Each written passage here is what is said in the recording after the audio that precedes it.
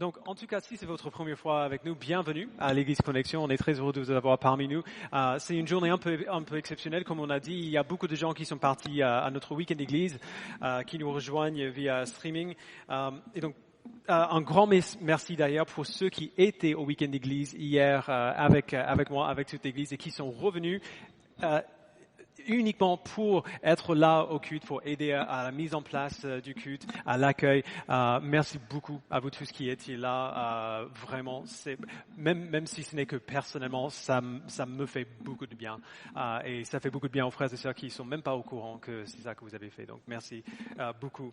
Ce week-end, on a eu la joie d'avoir comme orateur Philippe Moore, mon ancien chef et mon mentor en fait depuis des années. Philippe nous a guidés à travers la première lettre de Paul aux Thessaloniciens en nous parlant du discipulat.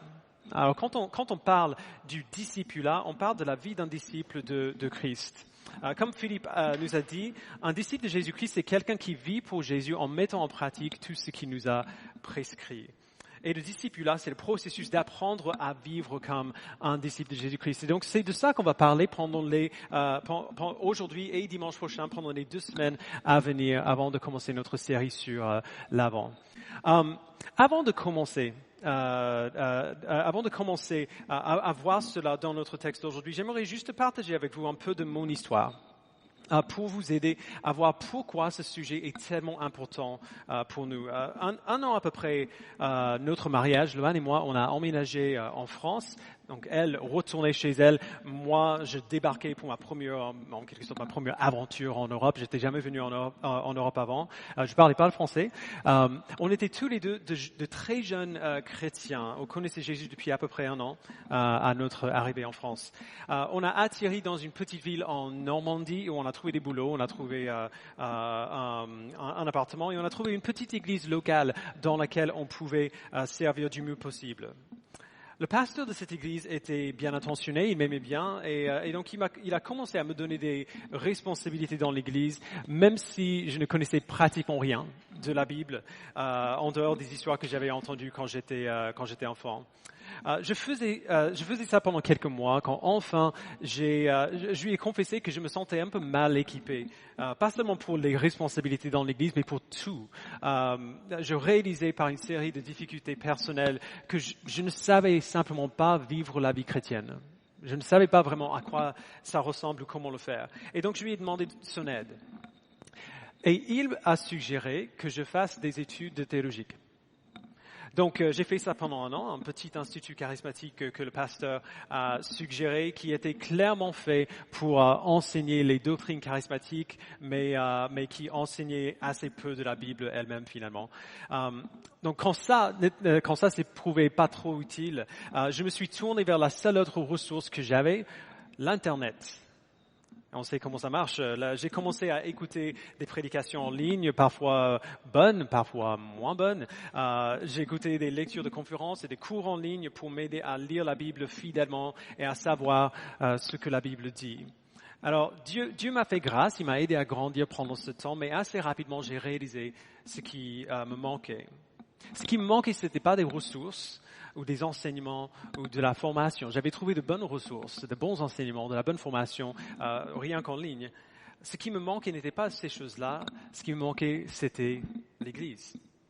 Notre Église, dans l'Église où on s'est trouvé, il n'y avait pas vraiment de communauté. Il n'y avait pas vraiment de communauté dans l'Église. On a beau essayer d'en créer, les gens préféraient rester chez eux quand ils n'étaient pas au culte. Donc, quand je suis allé voir mon pasteur, en voulant grandir dans ma connaissance de la Bible, il m'a dirigé à l'extérieur de l'Église. Et je ne pense pas que sa suggestion était mal intentionnée. Je pense que c'est tout ce qu'il connaissait. C'est la première chose qui lui est venue à l'esprit. Mais la réalité était que ma croissance dans la connaissance de la parole de Dieu, ma croissance dans la maturité chrétienne était sous-traitée aux entités, aux organismes à l'extérieur de l'Église qui n'étaient pas du tout équipés pour pouvoir à cette croissance-là. Assez souvent, c'est comme ça qu'on réfléchit à notre vie chrétienne. On grandit chacun dans son coin avec les ressources qu'on arrive à trouver par nous-mêmes et on imagine que ça, c'est suffisant pour grandir en maturité. Mais selon la Bible, c'est pas comme ça que ça fonctionne. Ce n'est pas ainsi qu'on grandit.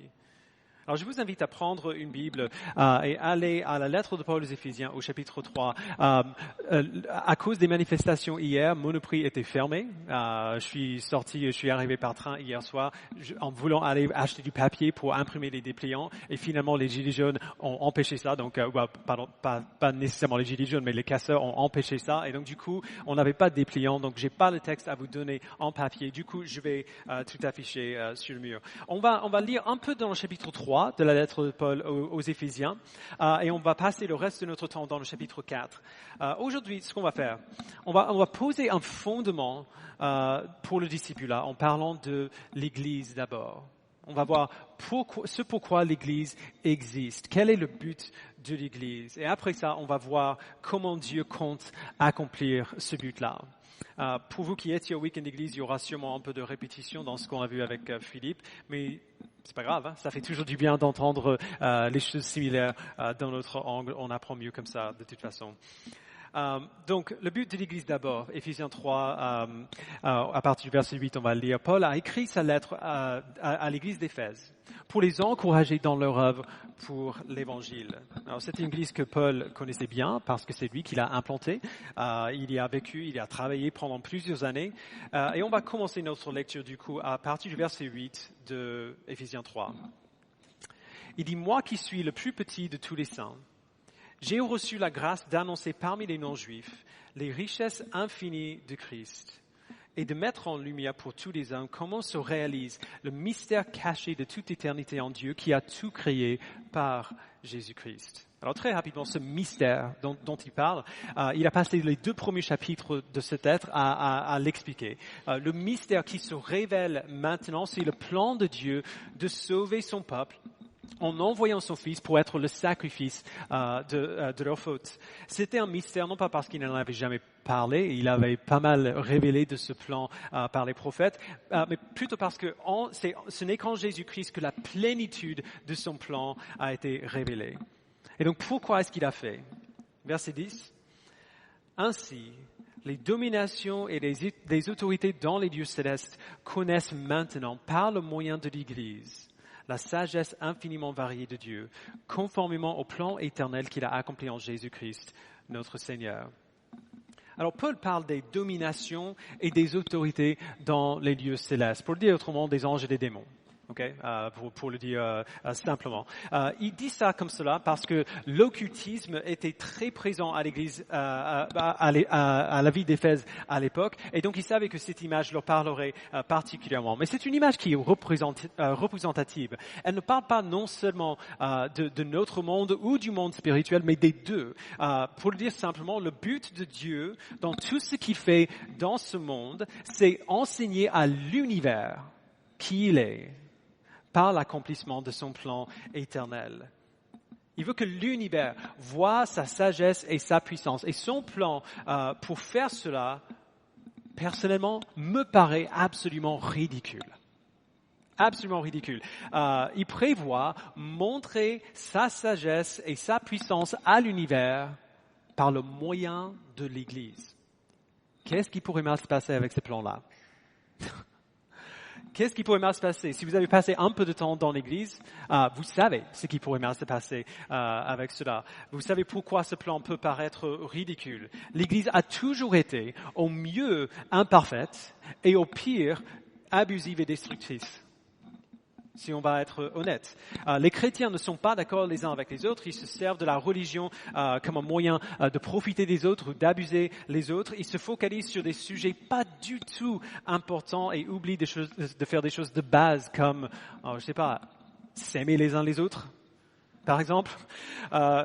L'Église laissée à elle-même n'est pas mieux que n'importe quel autre groupe de personnes qui se rassemblent à cause d'un intérêt commun.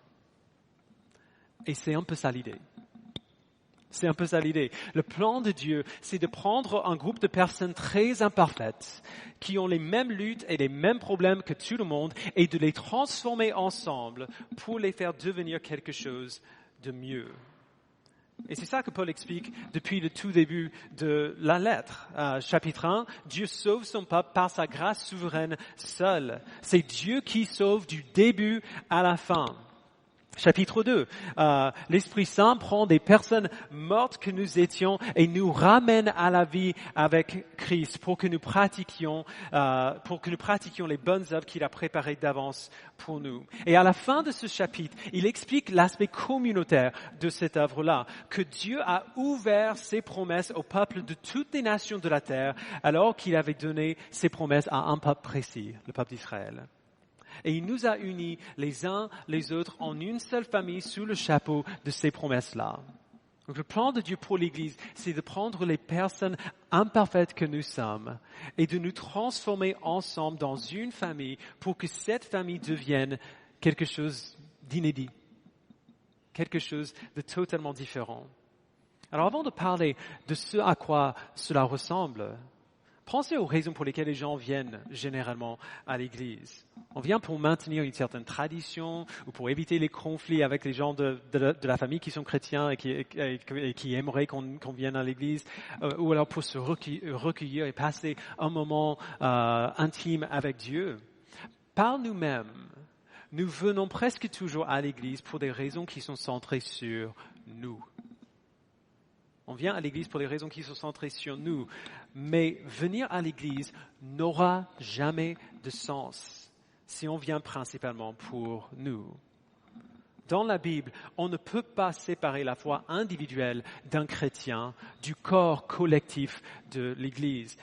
Pour le dire autrement, on ne peut pas vivre la foi chrétienne en isolement de la communauté de l'Église. Alors, gardons cette idée en tête du coup et allons au chapitre 4. De sa lettre aux Éphésiens. Gardons cette idée que Dieu révèle à l'univers par le moyen de l'Église sa sagesse infiniment variée. Et du coup, on va voir dans le chapitre 4 comment Dieu prévoit faire ça. On va lire les 16 premiers versets à partir du verset 1. Donc, lisons ensemble. Je vous encourage donc, moi, le prisonnier dans le Seigneur, à vous conduire d'une manière digne de l'appel que vous avez reçu. En toute humilité et douceur, avec patience, supportez-vous les uns les autres dans l'amour. Efforcez-vous de conserver l'unité de l'esprit par le lien de la paix. Il y a un seul corps et un seul esprit, de même que vous avez été appelés à une seule espérance par votre vocation. Il y a un seul Seigneur, une seule foi, un seul baptême, un seul Dieu et Père de tous. Il est au-dessus de tous, il agit en tous et il agit à travers tous et habite en nous tous. Alors, juste au cas où c'est pas très clair, le christianisme n'est pas du tout individualiste. Pas du tout. Alors, bien sûr, ça ne veut pas dire que Christ ne nous a pas sauvés individuellement. Merci Seigneur, Christ n'a pas juste sauvé une masse de gens sans visage, il m'a sauvé. Il t'a sauvé de manière personnelle. Mais le problème, c'est que dans notre société très individualiste, on est formé depuis notre jeunesse à se dire ce que je veux, c'est ce qui est bien. Ce dont j'ai besoin, c'est ce qui est important. Ce que je ressens, c'est ce qui est vrai. Alors bien sûr, on prend cette idée, cette mentalité très individualiste et on la transplante dans notre foi. Si je viens à Christ, je viens pour moi. Si je viens à lui, c'est pour ce qu'il peut faire pour moi. Même si on ne le dirait pas comme ça à haute voix, c'est ça qui se passe. Mais il y a un seul corps, un seul esprit, un seul Seigneur, une seule foi, un seul baptême, un seul Dieu et Père de tous. Ou pour le dire autrement, à chaque fois que je réfléchis à ma foi en Christ, je devrais réfléchir à notre foi en Christ. Ce n'est pas moi qui suis sauvé par la foi seule, c'est nous qui sommes sauvés par la foi seule. Dieu ne sauve pas des personnes individuelles seulement, il sauve un peuple, toujours. Verset 7. Cependant, à chacun de nous, la grâce a été donnée à la mesure du don de Christ. C'est pourquoi il est dit, il est monté sur les hauteurs, il a emmené des prisonniers et il a fait des dons aux hommes. Or, que signifie « il est monté » sinon qu'il est aussi d'abord descendu dans les régions les plus basses de la terre. Celui qui est descendu, c'est celui qui est monté au-dessus de tous les cieux afin de remplir tout l'univers. Alors, il y a beaucoup de choses qu'on pourrait décortiquer là. On n'a pas le temps de le faire. Les versets 8 à 10 donnent l'impression d'être un peu hors sujet. Quand même, comme si c'était entre parenthèses. Mais c'est faux, en fait. Dans ces versets, il parle de l'incarnation et de l'ascension de Jésus-Christ. Dieu le Fils a pris sur lui-même une forme et une nature humaine. Il est descendu à terre. Il a accompli son ministère. Et une fois que son ministère terrestre était accompli, il est retourné auprès de son Père, où il tient maintenant l'autorité sur toute la terre. Et puisqu'il a cette autorité-là, il établit des personnes dans des rôles de responsabilité dans son Église pour agir en quelque sorte comme de sa part, comme ses représentants dans les églises locales. Donc il explique cela au verset 11. C'est lui qui a donné les uns comme apôtres, les autres comme prophètes, les autres comme évangélistes, les autres comme bergers et enseignants. Alors, arrêtons là juste un instant. Ce n'est pas une liste exhaustive de tout ce qu'on pourrait appeler un ministère. Même si aujourd'hui notre définition de ce qu'est un ministère est beaucoup plus large que ce qu'on voit dans la Bible, il donne cette liste-là comme une sorte comme une liste représentative. C'était des ministères principaux qu'on trouve dans le Nouveau Testament et qui tiennent la place en quelque sorte de tous les autres. Et ils ont tous le même but. Tous les ministères sous le soleil ont tous le même but. Ils ne servent pas des mêmes moyens pour y arriver, mais ils ont tous le même but final.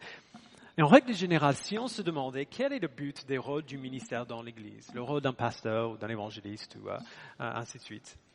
Si on se demande quel est le but des rôles du ministère dans l'Église, naturellement, on dirait que ces ministères existent pour édifier l'Église, pour bâtir l'Église, pour fortifier l'Église, pour consolider la vie de l'Église. Ça, c'est un peu l'esprit consommateur qui infiltre dans nos pensées concernant l'Église. On vient pour se faire nourrir. Le pasteur nous nourrit, entre guillemets, de la parole pendant quelques minutes et puis on repart ayant bien mangé, prêt à attaquer la semaine à venir. Mais alors qu'on imagine que les rôles du ministère existent pour édifier et fortifier l'Église, ce n'est pas exactement ça qu'il dit.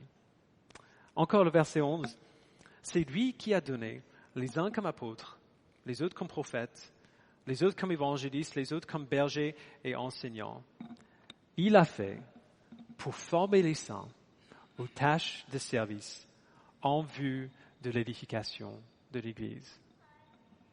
Donc vous le voyez, il dit que ces ministères sont là, non pas pour que les pasteurs ou les évangélistes ou les prophètes ou les apôtres qui sont terminés maintenant, mais non pas pour que tous ces responsables de ministère édifient directement l'Église. Ces ministères sont là pour former les saints, c'est-à-dire des chrétiens tout à fait ordinaires, aux tâches de service, pour que ces chrétiens tout à fait ordinaires édifient l'Église. Au cas où ce n'est pas clair, les apôtres, les prophètes, les évangélistes et les pasteurs ne sont pas ceux qui édifient l'Église. Au moins, nous ne sommes pas seuls à le faire. Mon travail en tant que pasteur n'est pas d'édifier l'Église par mon travail de pasteur. Mon travail de chrétien, c'est d'édifier l'Église parce que tous les chrétiens sont appelés à faire cela sans aucune exception. Mais ce n'est pas mon travail de pasteur. Mon travail en tant que pasteur, c'est de vous former à faire ce travail-là. C'est de vous former aux tâches de service pour que vous édifiez l'Église. Je ne suis pas responsable d'édifier l'Église, nous sommes responsables d'édifier l'Église. Et si on voit cela, ça change totalement notre interaction avec l'Église. Par exemple, pensez à ce que cette réalité change dans la manière dont on vient à l'Église. Qu'est-ce qu'on fait quand on vient à l'Église? On prie, on chante, on écoute une prédication, on essaie de ne pas s'endormir pendant la prédication. On prend la scène. Quand le culte est terminé, on reste un peu, on a des discussions agréables, on mange et puis on s'en va. Imagine ce qui changerait dans notre manière de faire ces choses si on réalisait qu'à chaque fois qu'on se rassemble, on est engagé dans le travail du ministère. On est engagé dans le travail du ministère. On n'est pas seulement en train d'aller à l'église. Pensez à ce que ça changerait rien que dans les discussions qu'on a ensemble. Je vous donne juste un exemple. Si, lorsqu'on se rassemble, on ne vient pas seulement pour nous-mêmes, mais pour faire le travail du ministère, alors dans chaque discussion qu'on a, on ne sera pas seulement en train de penser aux 10 ou 15 prochaines minutes. On ne pensera pas seulement à la fin de cette discussion. On va penser au reste de la vie du frère ou de la sœur qui est devant nous, avec qui on parle. Alors, c'est pas un secret, notre Église est remplie généralement de gens qui ont entre 20 et 30 ans. C'est l'âge moyen de notre Église. La plupart d'entre vous, vous êtes jeunes et je m'approche de la quarantaine et donc je peux le dire sans être prétentieux. Un grand avantage d'être pasteur d'une Église remplie de jeunes, c'est qu'ils sont tellement enthousiastes et ils sont tellement pleins d'énergie que c'est facile de les motiver. C'est pas difficile de vous motiver, les amis. Et merci Seigneur, ça me plaît beaucoup. Mais à chaque fois que je prêche, du coup, puisque c'est facile, je ne suis pas en train de penser à comment je peux vous motiver. Je suis en train de penser à comment je peux vous donner ce qu'il faut pour rester motivé quand vous ne serez plus jeune. C'est souvent difficile pour les jeunes de saisir cela, alors il faut me faire confiance, vous allez vieillir. Amen. Vous allez vieillir, vos amis vont vieillir et vous allez souffrir en route. C'est la vie. La vie dans cette terre déchue et brisée par le péché, c'est ça la vie. Et écoutez-moi bien. Si vous réussissez votre vie, ou si vous comptez réussir votre vie chrétienne par la simple force de l'enthousiasme de la jeunesse, alors vous allez vous écraser quelque part entre 30 et 50 ans. Si c'est sur votre enthousiasme, votre énergie, l'énergie de la jeunesse que vous dépendez pour réussir votre vie chrétienne, vous allez écraser. Quelque part entre 30 et 50 ans, peut-être un peu plus tard. Alors, quand vous parlez à qui que ce soit, croyant ou non, si vous savez que le but, c'est d'édifier le corps de Christ, de faire le travail du ministère, vous n'allez pas juste penser à la fin de cette discussion ou aux quelques prochaines minutes. Vous allez penser à ce qui doit se passer dans la vie de cette personne pour non seulement les amener à la foi, mais pour les permettre de rester fidèles sur la durée. Pour leur permettre de pouvoir dire « J'ai été fidèle envers mon Seigneur quand ils auront 70, 80, 90 années. » Et le moyen principal que la Bible nous donne pour rester fidèle, c'est l'Église. C'est l'Église. Alors du coup, à quoi est-ce que cela ressemble d'édifier le corps de Christ ? Ou pour le dire autrement, quand on se rassemble pour louer, ou quand on passe du temps avec d'autres chrétiens, pourquoi est-ce qu'on travaille ? Paul nous le dit dans les versets 12 à 16. Verset 12, il a donné ses rôles de ministère pour former les saints aux tâches du service en vue de l'édification du corps de Christ, jusqu'à ce que nous parvenions tous à l'unité de la foi et de la connaissance du Fils de Dieu. Donc la première chose pour laquelle on travaille, c'est notre unité. Apparemment, il y avait beaucoup de diversité dans l'église d'Éphèse. C'est ce qu'on voit au chapitre 2, où Paul parle de comment voir que tous les chrétiens sont unis malgré nos différences, malgré les arrière-plans. Il a sauvé, il a ramené les non-juifs dans le plan de salut qu'il a promis aux juifs. Dieu nous a tous sauvés de la même manière. On voit au chapitre 1 jusqu'au chapitre 2, verset 12. Et nous sommes tous co-héritiers avec Christ. C'est ce qu'on voit à la fin du chapitre 2. Nous sommes tous un seul corps. C'est cette unité dont il parlait au verset 4. Et maintenant, il qualifie notre unité. Il dit que nous sommes unis d'abord par notre foi commune, jusqu'à ce que nous parvenions tous à l'unité de la foi. Alors, ce n'est pas ma foi, ce n'est pas ta foi, c'est notre foi. Notre foi ensemble.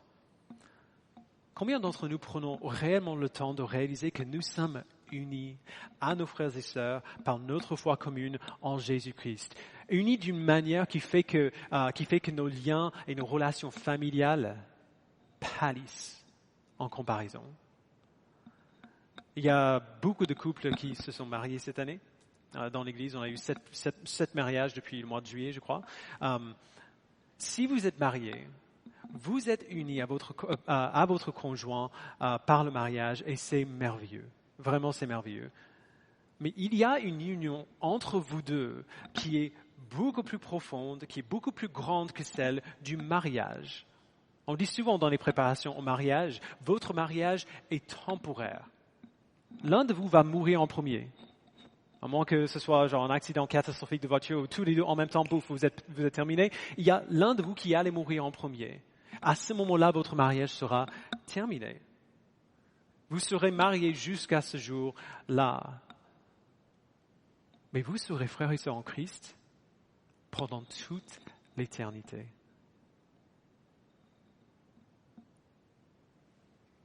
Ce qui vous unit pour l'éternité, l'unité de la foi est infiniment plus grande que l'unité que le mariage vous donne pendant quelques décennies sur Terre.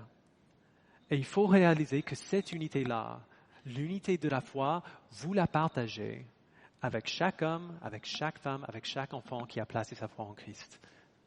Donc vous partagez avec vos frères et sœurs une unité qui est infiniment plus profonde et infiniment plus grande que l'unité que vous avez de par votre relation de mari et femme. À quel point est-ce que ça figure dans nos réflexions quand on parle à d'autres chrétiens? Est-ce qu'on réalise que chaque discussion avec un frère ou une sœur en Christ, c'est une discussion qu'on a avec quelqu'un à qui on sera unis pour toute l'éternité? Quand vous parlez avec un autre chrétien, est-ce que vous vous rendez compte que vous allez voir ce visage pendant toute l'éternité? Et que si ça vous plaît pas aujourd'hui, au retour de Christ, quand vous serez renouvelés, ça va vous plaire à ce jour-là. Ça va vous réjouir de savoir, en fait, je vais voir la tête de Steve pendant toute l'éternité. C'est trop bien. Aussi fou que ça puisse nous paraître, nous sommes unis pour toujours par une foi commune et deuxièmement par la connaissance commune de notre Sauveur Jésus-Christ. Nous avons tous la même foi en le même Sauveur. Si vous ne connaissez pas Christ, il est impossible que vous ayez la foi en lui. Notre foi a un nom. Notre foi a un centre et c'est Jésus-Christ. Quand il nous a sauvés, le Saint-Esprit a essentiellement ouvert nos yeux pour voir Jésus clairement et pour le connaître. On a réalisé qu'on est des pécheurs, qu'on a besoin d'un sauveur et que Jésus-Christ est ce sauveur-là. Si nous sommes chrétiens, si nous avons la foi qui nous sauve, nous connaissons tous Jésus-Christ. Nous sommes unis par cette foi commune que l'Esprit nous donne et par cette connaissance commune de notre Sauveur. C'est pour ça que quand on rencontre un chrétien pour la première fois, on peut savoir tout de suite qu'on est unis parce qu'on a tous le même Sauveur et Frère Jésus-Christ et on a été tous adoptés par le même Père. Mais voici le truc. Paul ne décrit pas cette unité comme quelque chose qui est terminé. Genre c'est fait, c'est établi, c'est assuré. On n'a pas besoin de douter de si on a cette unité ou non. Mais ce n'est pas complètement terminé encore. Il est décrit comme un processus jusqu'à ce que nous parvenions tous à l'unité. C'est-à-dire nous devons travailler l'unité qui existe entre nous. Nous devons revoir constamment les bases de cette unité jusqu'au jour du retour de Christ où nous pourrons dire que nous sommes tous arrivés à la même mesure de foi et à la même connaissance de Jésus-Christ. Et ça prend du temps. Ça prend du temps qu'on doit passer à travailler notre foi ensemble, pas chacun dans son coin, mais ensemble. Et nous faire découvrir Jésus-Christ les uns aux autres. Ceux qui connaissent mieux Jésus aident ceux qui le connaissent moins à le découvrir.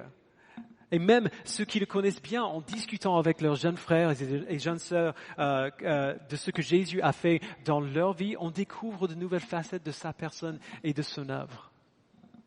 Nous sommes appelés à travailler notre unité et les bases de notre unité ensemble. La deuxième chose pour laquelle on est appelé à travailler ensemble, c'est la maturité du corps de Christ. Donc verset 13 encore. Jusqu'à ce que nous parvenions tous à l'unité de la foi et de la connaissance du Fils de Dieu, à la maturité de l'adulte, à la mesure de la stature parfaite de Christ. Ainsi, nous ne serons plus de petits enfants, ballottés et emportés par tout vent de doctrine, par la ruse des hommes et leur habileté dans les manœuvres d'égarement. Alors, c'est une vérité presque universelle. Et encore, je vous taquine les jeunes, désolé. Les jeunes, vous êtes facilement distraits. Levez la... Vous n'avez pas besoin de le faire, mais... allez, levez la main si vous avez consulté votre portable pendant le temps que je parle. OK? Merci beaucoup pour votre honnêteté. Je m'attendais à devoir vous appeler menteur. Très bien. Quand on arrive à un certain âge, même si on croit... Même si ce qu'on croit, c'est du grand n'importe quoi, même si ce qu'on croit, c'est de la folie absolue, au moins avec l'âge, on se stabilise dans ce qu'on croit. On est plutôt stable dans ce n'importe quoi. Après un certain âge, vous savez ce qui est important pour vous et où vous allez et comment vous voulez y aller. La maturité dans la vie apporte de la stabilité, même si c'est une stabilité dans la folie. De la même manière, la maturité spirituelle apporte de la stabilité spirituelle. On est stable et on sait qu'on est stable sur la bonne voie et non pas sur une voie de folie parce que nos voies sont bâties sur le fondement solide de la vérité qu'on trouve dans les Écritures. Alors on ne se laisse pas distraire par des arguments qui semblent intelligents ou par la rhétorique trompeuse. On ne se laisse pas balloter et emporter par tout vent de doctrine. On est stable dans la vérité. On n'est plus des enfants. Et on grandit en maturité, non seulement individuellement, mais ensemble, en tant que corps. Et c'est cela que Paul décrit ensuite. Tout le corps grandit en maturité en tant que corps.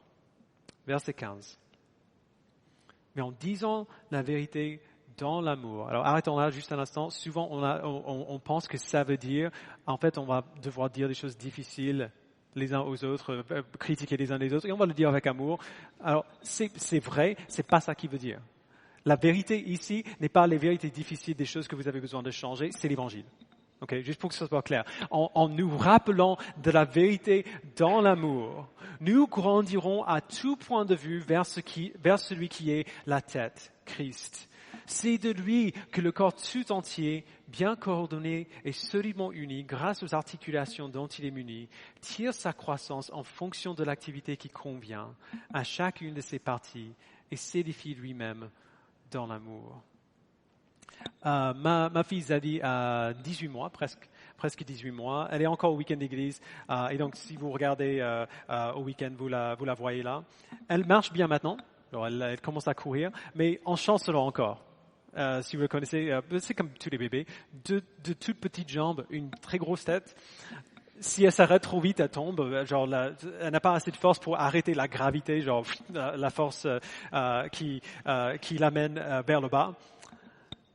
Mais au fur et à mesure que les enfants grandissent, leur proportion s'équilibre. Le corps commence à grandir et la tête n'est pas aussi grosse. N'est pas aussi grosse. Les gens sont capables de rester en dessous de la tête quand on s'arrête trop vite. Le corps grandit et chacune des parties du corps grandit pour faire que le tout soit équilibré et bien proportionné. Vous voyez, l'image de l'Église comme le corps de Christ, c'est bien intentionnel et c'est bien trouvé comme image. Comme nos corps grandissent avec chaque partie qui grandit individuellement, mais ensemble en même temps, l'Église grandit et chaque membre individuel grandit pour aider à stabiliser tous les autres membres. On a des parties différentes d'un corps qui servent des fonctions différentes, mais qui servent à ces fonctions-là de façon à ce que toutes les autres parties puissent servir et grandir correctement. Si une partie du corps disparaît ou ne sert pas comme il faut, alors nécessairement, ça va avoir un impact sur les autres parties. Vous avez déjà eu un ongle infecté? Les jeunes, peut-être pas. Ceux qui ont plus de 35 ans, peut-être il y a plus de chances, moi j'en ai eu. Un ongle, c'est une toute petite partie du corps. Honnêtement, sincèrement, aujourd'hui, je ne sais pas à quoi ça sert, les ongles. Mais quand il est infecté, surtout en ongle de pied, quand il est infecté, je peux vous assurer, tout le corps prend un coup. On transpire, on a mal à la tête, le cœur bat à 100 à l'heure, parce que ça fait tellement mal qu'on n'arrive pas à faire quoi que ce soit d'autre avec le corps. Vous êtes tous des membres du corps de Christ. Et quelle que soit votre propre idée de votre propre importance dans l'Église, votre manière de vivre votre vie chrétienne a un impact sur vos frères et sœurs, nécessairement. Votre péché ne vous blesse pas seulement, il blesse vos frères et sœurs aussi, qui ne le voient même pas peut-être. Et de même, lorsque vous grandissez en lui, les autres membres du corps sont mieux capables de grandir en lui aussi. Mais on ne grandit pas n'importe comment. Comme il dit dans ces versets 15 et 16, nous grandissons tous vers Christ, qui est notre tête, et nous tirons notre croissance de Christ. Notre propre croissance et notre croissance dans le corps n'a qu'une seule source et un seul but, et c'est Jésus-Christ, notre tête, notre sauveur. Une communauté chrétienne mûre, c'est une communauté dans laquelle chaque membre voit clairement Christ tel qu'il est révélé dans la parole. Et chaque membre peut dire sans aucune hésitation que Christ est tout. C'est lui la source et le but. C'est lui le début et la fin. Comme j'ai dit avant, vous allez vieillir, vous allez souffrir, vous serez écrasé parfois sur le poids des expériences que la vie vous envoie. Et honnêtement, je ne sais pas comment vous allez pouvoir persévérer dans les épreuves qui vous attendent si Christ ne vous suffit pas. S'il n'est pas votre but et votre source, la source de votre croissance, je ne sais pas comment vous allez tenir. Si vous ne grandissez pas ensemble pour lui ressembler, je ne sais pas comment vous allez tenir. Si vous ne grandissez pas à la mesure de la stature parfaite de Christ. C'est ça le but et nous marchons vers la mesure de sa stature ensemble. Nous sommes un corps. Et donc quand on vient à l'église, on ne vient pas pour passer un moment privé avec Dieu. On entre une nouvelle fois dans le fonctionnement d'un corps où chaque partie dépend de chaque autre partie. Pour que tout le corps grandisse ensemble vers l'unité de la foi et de la connaissance du Fils de Dieu et vers la maturité pour laquelle le corps a été créé. Frères et sœurs, c'est comme cela que Dieu prévoit faire connaître sa sagesse infiniment variée aux dominations et aux autorités dans les lieux célestes. Encore une fois, ce n'est pas mon travail en tant que pasteur de vous amener tous à l'unité et à la maturité dans votre foi. Ça, c'est votre travail. Et moi, avec vous, non pas comme votre pasteur, mais comme votre frère. C'est notre travail à nous tous. Alors pour terminer, j'aimerais vous encourager à réfléchir et à prier sur deux choses précises. Premièrement, examinez votre implication dans votre église locale. Que vous soyez de cette église ou non. Si vous venez ici régulièrement, examinez votre implication dans cette église. Est-ce que vous allez à l'église ou est-ce que vous appartenez à l'église? Est-ce que vous savez à qui vous êtes redevable? Est-ce que vous savez qui vous êtes appelé à servir? Est-ce que vous êtes un membre du corps ou est-ce que vous visitez le corps de temps en temps?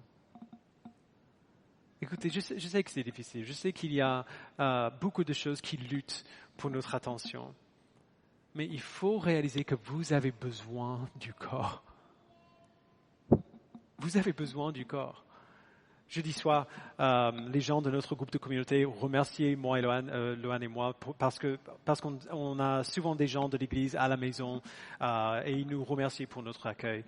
Et en fait, on leur a dit que sincèrement et très honnêtement, on n'invite pas les gens de l'église à la maison principalement pour eux, mais pour nous. On le fait pour nous parce que c'est pour ce corps qu'on est créé. Dieu ne nous a pas créés pour qu'on soit mariés et qu'on fonde une famille. Il nous a créés pour que nous vivions dans son corps et que nous soyons membres de sa famille.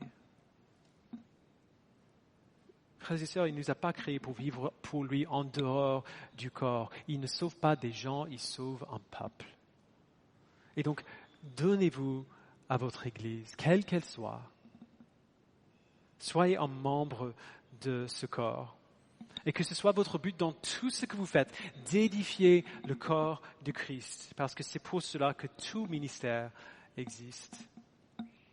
Et deuxièmement, examinez la manière dont vous pensez à ce que vous faites quand vous vous rassemblez pour louer le dimanche, quand vous vous rassemblez, quand vous passez du temps avec vos frères et sœurs en Christ, tout simplement. Qu'est-ce qui changerait dans la manière dont vous interagissez les uns avec les autres, dans la manière dont vous venez à l'église, dans la manière dont vous procédez même à un simple repas, si vous réalisiez que c'est votre travail de faire l'œuvre du ministère et d'édifier le corps de Christ? Alors, je vous lance un défi. Ce sera impossible de le faire parfaitement, mais ça vaut le coup d'essayer. Essayez de ne jamais avoir une discussion avec un autre croyant sans avoir en tête les 50 années à venir. Essayez de ne jamais avoir une interaction avec un autre chrétien sans réaliser que vous allez voir ce visage pendant tout le reste de l'éternité. Et que vous êtes, parce que vous êtes unis par cette personne à cette personne par la foi en Christ, vous êtes engagé envers cette personne en Christ pour le reste de votre vie. Essayez de ne jamais avoir une interaction avec un autre croyant sans avoir ces choses en tête. Pour qu'on puisse se poser la question, alors du coup, comment est-ce que je peux servir mon frère ou ma sœur de façon à ce qu'elle soit équipée pour le reste de sa vie? Évidemment, on n'aura pas une réponse parfaite, mais nous avons besoin d'avoir ça en tête lorsque nous nous servons les uns les autres. Qu'est-ce que l'Église pour vous? Et qu'est-ce que vous êtes pour l'Église? C'est à ces questions-là que Paul répond dans ce texte. Et si vous comptez rester dans l'Église, dans n'importe quelle Église, c'est ces questions-là que vous allez devoir vous poser. Et vous devez être prêt à en donner des réponses. Le plan éternel de Dieu en Jésus-Christ qui nous unit dans un corps dans lequel nous travaillons vers l'unité et vers la maturité en lui, voilà le fondement de notre vie de disciples. Et maintenant qu'on a vu ça, on a besoin de voir comment cela fonctionne dans nos vies de tous les jours. Du coup, c'est ça qu'on va voir dimanche prochain. Je vous invite à prier avec moi. Père, nous te remercions pour ta parole. Nous te remercions pour ce texte qui nous rappelle